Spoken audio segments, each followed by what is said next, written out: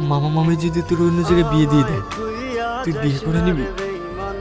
বিয়ে করবো না বলেই তো তোকে অন্য কোথাও কাজে যেতে বলছে, যাতে কিছু টাকা ইনকাম করলে তোর সঙ্গে পালিয়ে যেতে পারি। সে কথা মাথায় আছে তোর? আমি ঠিক একটা কাজের ব্যবস্থা করে নেব, কিন্তু আমি তোকে হারাতে পারবো না। ঠিক আছে, আমিও তোর অপেক্ষায় থাকবো।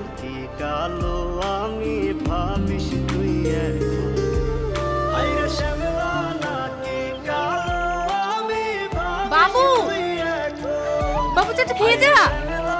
পরে খেয়ে নেবো। না খেয়ে কে শরীরের অবস্থাটা কি করেছিস? এই ছেলেকে নিয়ে আর পারা গেল না।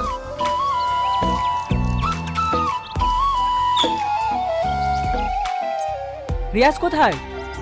ও নাকি আজ গ্যারেজে কাজে যায়নি?